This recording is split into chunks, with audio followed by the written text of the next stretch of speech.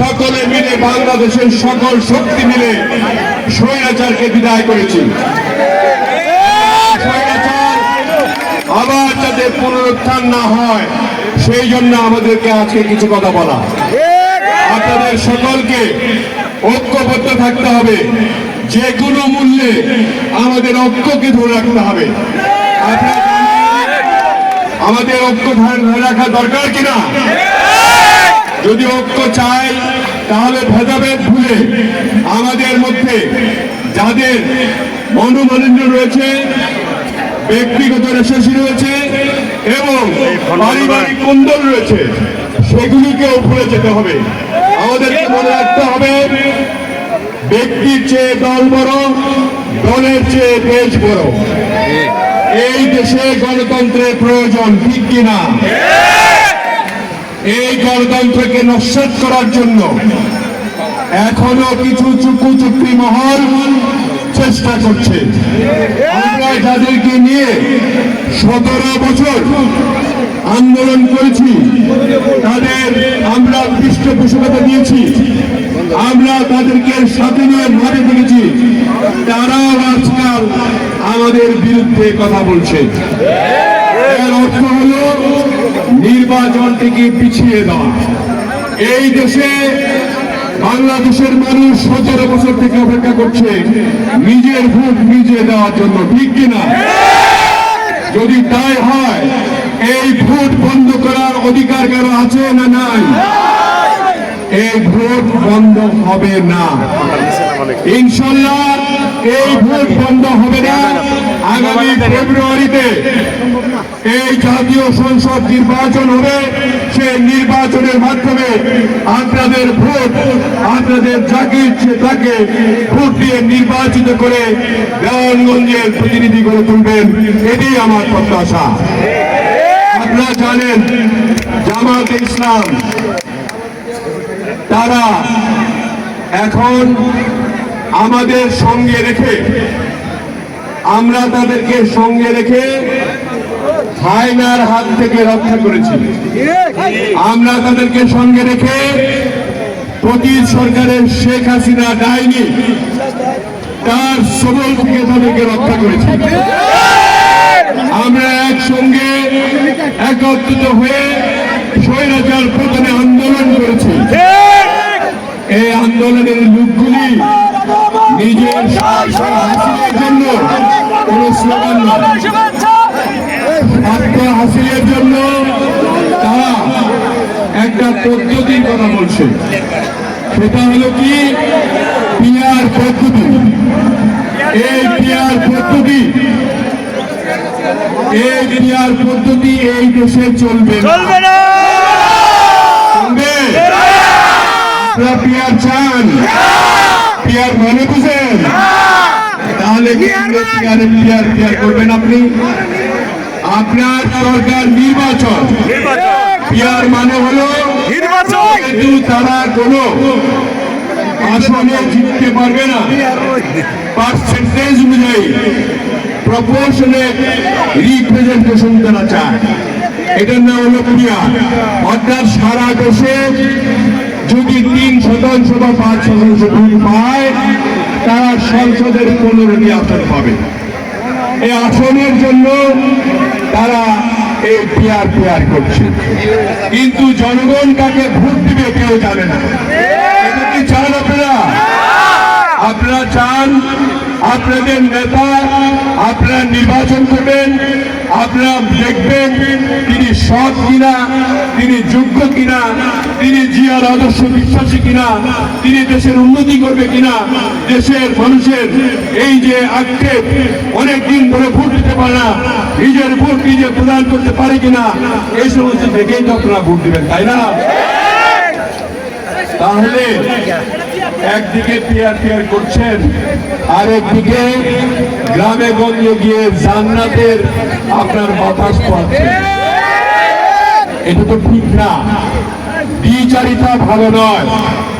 আমরা জানি এইখানেও জামাতের একজন প্রার্থী দেওয়া হয়েছে, আমি বলবো না তিনি খারাপ, কিন্তু এই এলাকার যে কাজ করতে পারবে, এই এলাকার যে মানুষের দুঃখ দুর্দশা লাঘব করতে পারবে, এই এলাকার যে কাজকর্ম আছে সেগুলি সম্পন্ন করতে পারবে, এই এলাকার যে নদী ভাঙ্গন, এই নদী শাসন যে করতে পারবে।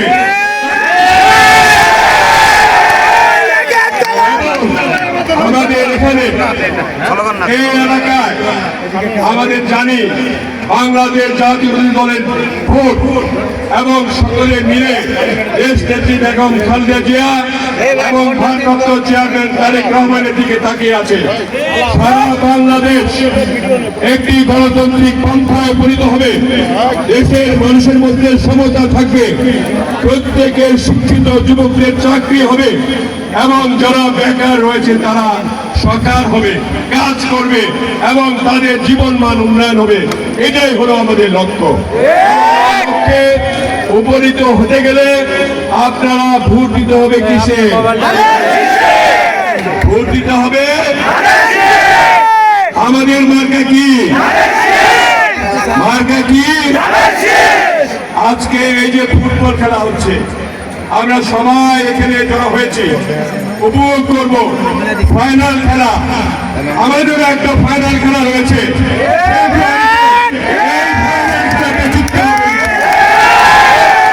আজকে আমি দুইটি দলকে আমি শুভেচ্ছা জানাই। একজন রানার্স আপ হবে, একজন চ্যাম্পিয়ন হবে। একটি দল রানার্স আপ হবে, একটি দল চ্যাম্পিয়ন হবে। চ্যাম্পিয়ন হলেই রানার্স আপকে দেখতে পারবে না এমন তো কথা নয়, তাই না? আমরা চাই বাংলাদেশের রাজনীতিতেও এরকম একটা পরিবেশ ফিরে আসুক, যে পরিবেশের মাধ্যমে যারা জয়ী হবে তারা সরকার গঠন করবে, যারা জয়ী হবে না তাদেরকে নিয়ে ঐক্যবদ্ধভাবে সরকার গঠন করা হবে। তাতে করে বাংলাদেশে এইরকম স্বৈরতন্ত্র আর গঠন না হয়, যে স্বৈরতন্ত্র শেখ হাসিনার নেতৃত্বে আপনার বাংলাদেশের খুন, রাজনীতি, রাহাজানি, ব্যাংক ডাকাতি ইত্যাদি হয়েছে এবং আমাদের মানুষকে দরিদ্র সীমায় ফেলে দিয়েছে, সেগুলি যাতে আর না হয়। আপনারা জেনে খুশি হবেন, জনাব তারেক রহমান এই ইতিমধ্যেই 31 দফা ঘোষণা করেছেন। 31 দফার মধ্যে আপনার গণতান্ত্রিক অধিকার, প্রত্যেকটি মানুষের অধিকার, কৃষকের অধিকার, জনগণের অধিকার, আমাদের শ্রমিকদের অধিকার, আমাদের সকল জনগণের সম অধিকার সেখানে 31 দফা উল্লেখ করা। সেই 31 দফা আমরা পূরণ করব এবং 31 দফার মাধ্যমে প্রত্যেকটি জায়গায়, প্রত্যেকটি ইউনিয়নে আমরা ইনশাল্লাহ এই প্রত্যেকটি কাজ, যে সমস্ত অসমাপ্ত কাজ রয়েছে সেই অসমাপ্ত কাজগুলি আমরা করব। আজকে এখানে যে সুন্দর একটি অনুষ্ঠান, যে খেলার অনুষ্ঠান আয়োজন যারা করেছে তাদেরকে আমি অনেক অনেক ধন্যবাদ জানাই। তারা আমাকে একটা অনুরোধ করেছে যে যেহেতু আমরা সানন্দ বাড়িতে এই খেলাটি অনুষ্ঠিত করছি, এখানে একটা ডিক্লারেশন দিতে হবে। ডিক্লারেশনটা কি? এই জায়গায় যে আপনারা বসে আছেন, দাঁড়িয়ে আছেন, বসার জায়গা নাই, কলেজের মাঠ, এখানে উপরে ছাদে বসেছেন, কোন অ্যাক্সিডেন্ট কোন দিকে আল্লাহ না করুক, আমরা এখানে ইনশাল্লাহ আগামী নির্বাচনের পরে আমি যদি নির্বাচিত হই তাহলে এখানে স্টেডিয়ামের মতো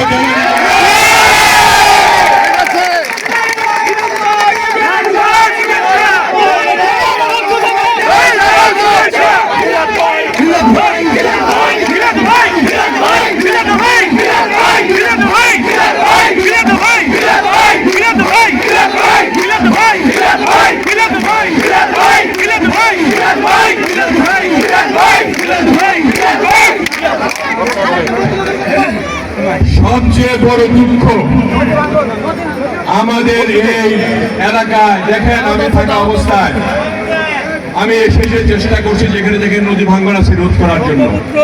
আমরা আওয়ামী লীগের সময়ও আমাদের নেতৃবৃন্দরা চেষ্টা করেছে আপনাদের সকলকে নিয়ে এখানে বাদ দিয়ে এটাকে রক্ষা করার জন্য, কিন্তু ফ্যাসিস্ট সরকারের, স্বৈরাচারী সরকারের নজর পড়ে নাই।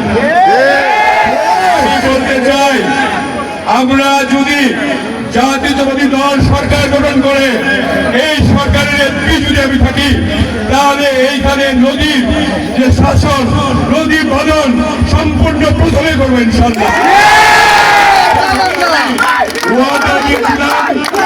এভাবে ওয়াদাদুল ইসলাম আমি নির্বাচিত হওয়ার সময় উল্লাকান্দি ব্রিজে এইরকম একটি ওয়াদা দিয়ে গেলাম, আপনাদের এই নদী শাসন, নদী ভাঙন রোধ করার জন্য সকল ব্যবস্থা গ্রহণ করা। আর আরেকটি কথা, আপনাদের এখানে ব্রিজ রয়েছে, অনেক দিন আগে আমি বলেছিলাম যে আমরা যদি ক্ষমতায় আসতে পারি এই বৃষ্টি করব। বৃষ্টির নাম হলো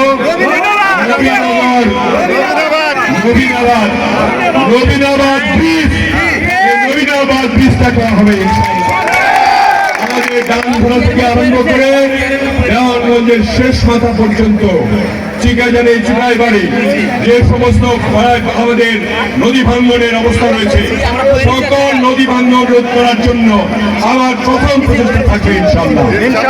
আমি মনে করি আপনারা আজকে খেলার সঙ্গে এই যে উৎফুল্ল মন নিয়ে আজকে খেলা উপভোগ করবেন, হাসি মুখে বাড়ি যাবেন এবং নিজেকে নির্ধারণ করবেন আগামী দিনে আপনার ভোটটা কাকে দিবেন।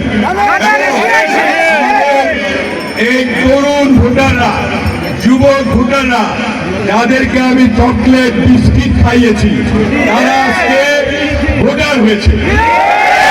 ভোটারদের কাছে আমার আবেদন, তোমাদের প্রথম ভোট হোক ধানের শীষে। আমাদের প্রথম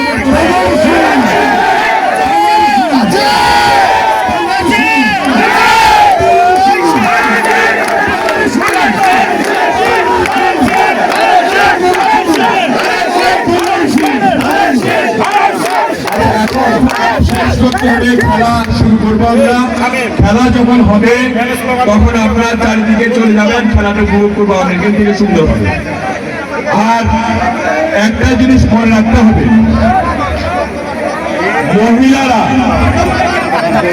মহিলা ভাই বোনরা, আপনাদের সমাজের মা বোন আছে, ওনাদেরকে গিয়ে বলবেন, আমার সালাম দিয়ে বলবেন আমি তাদেরকে সালাম জানিয়েছি এবং তাদের অনেক আকাঙ্ক্ষিত ভোট, যারা 15 বছর 16 বছর 17 বছর ভোট দিতে পারে না, তারা তাদের ভোটটা যেদিন ভোট হবে সেদিন যাতে একটু কষ্ট হলেও সবাই এসে তাদের নিজের ভোট দিতে পারে। অতএব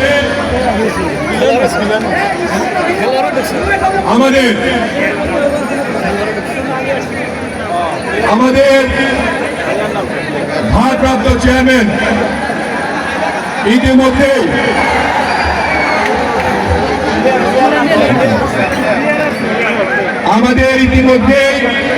প্রার্থী বাছাই শুরু হয়েছে।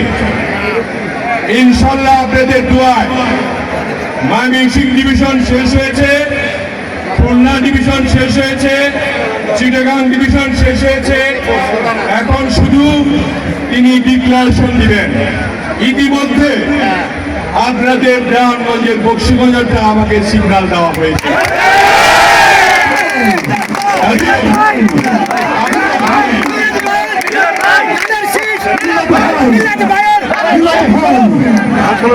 আপনাদের মধ্যে এখানে অনেক কিছু আছে, আমাদের উপজেলা নির্বাচন আছে, আমাদের পৌর নির্বাচন আছে, আমাদের ডিস্ট্রিক্ট কাউন্সিল নির্বাচন আছে, আমাদের ইউনিয়ন পরিষদের নির্বাচনগুলি আছে।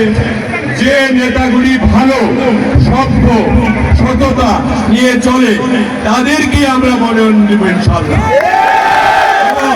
আপনাদের আরেকটি কথা বলি, আমাদের সারা বাংলাদেশে যে নেতা কর্মীরা রয়েছে তাদের উদ্দেশ্যে আমাদের ভারপ্রাপ্ত চেয়ারম্যানের যে নির্দেশ, আমাদের আর একটিও অন্যায় কাজ করা যাবে না।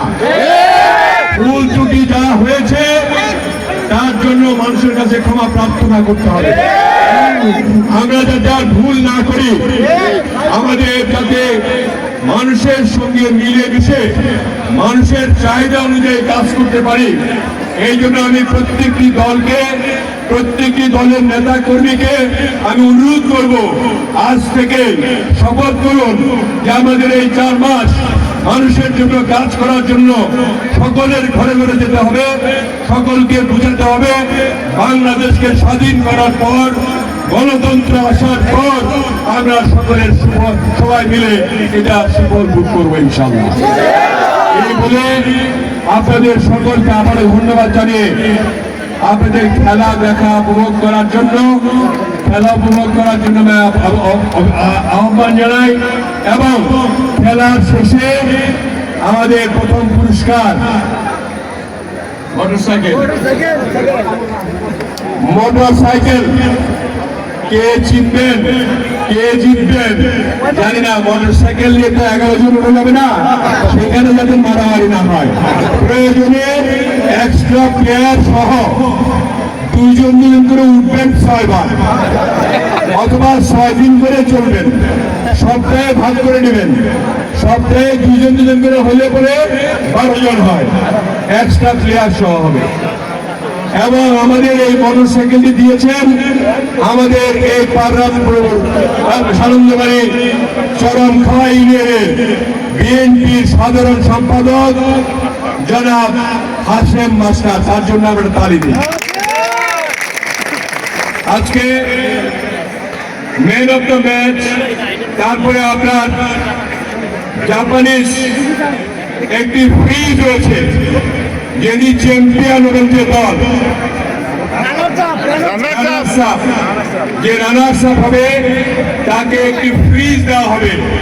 একটি ফ্রিজে রানার্স আপের 13 জন লোক, এগুলো কেমনে কি খাবে? আমার মনে হয় এখানে আপনারা ঠান্ডা পানি রাখবেন এবং যখন যার ইচ্ছা এমন একটি জায়গায় রাখবেন যাতে 13 জন প্লেয়ার মিলে 14 জন প্লেয়ার মিলে সেই পানি পানি। আপনাদের সকলের জন্য অনেক অনেক শুভেচ্ছা, অনেক ধন্যবাদ এবং আপনাদের সকলের দীর্ঘায়ু কামনা করি, সুস্বাস্থ্য কামনা করি। কারণ এই সুস্বাস্থ্য না থাকলে, শরীর ঠিক না থাকলে কাজ করা যাবে না।